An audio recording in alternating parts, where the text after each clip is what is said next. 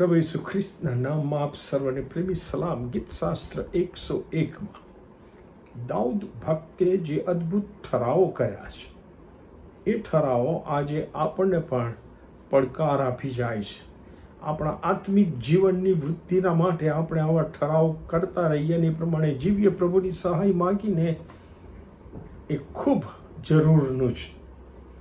ગીતશાસ્ત્ર 101 અને 3માં દાઉદનો જે ઠરાવ છે આ છે. એ કહે છે, હું કઈ અધમ વસ્તુ મારી દ્રષ્ટિમાં રાખીશ નહીં. NLT બાઇબલ આ કહે છે, I will refuse to look at anything vile and vulgar. New American Standard Bible કહે છે, I will set no worthless thing before my eyes. દાઉદનો ઠરાવ છે કે તે કોઈ અધમ અને વ્યર્થ બાબતો પર પોતાની દ્રષ્ટિ કે પોતાનું ચિત્ત કે પોતાનું ધ્યાન કદી કેન્દ્રિત નહીં કરે. પ્રભુ ઈસુ ખ્રિસ્તે પણ માથીની સુવાર્તાના 6 અધ્યાયની 21મી કલમમાં બહુ અદ્ભુત શિક્ષણ આપતા કહ્યું છે, જ્યાં તમારું દ્રવ્ય છે ત્યાં જ તમારું ચિત્ત પણ રહેશે. Where your treasure is, there your heart will be also. મતલબ, જેના પર હું મારું ચિત્ત લગાડું છું તે જ મારા માટે અતિ મૂલ્યવાન દ્રવ્ય છે. હવે દાઉદનો ઠરાવ છે કે તે કોઈ અધમ, વ્યર્થ કે નકામી બાબતો પર પોતાનું ચિત્ત કેન્દ્રિત નહીં કરે.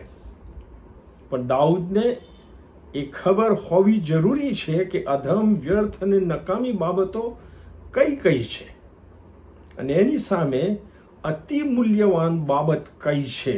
જ્યાં સુધી આપણને ખબર નથી ત્યાં સુધી આપણે યોગ્ય ઠરાવ કરી શકતા નથી.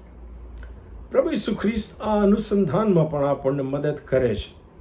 માથી 6:19 અને 20માં ઈસુ ખ્રિસ્તે કીધું, પૃથ્વી પર પોતાને માટે દ્રવ્ય એકત્ર ન કરો, જ્યાં કીડા તથા કાટ નાશ કરે છે અને જ્યાં ચોરો ખાતર પાડીને ચોરી જાય છે.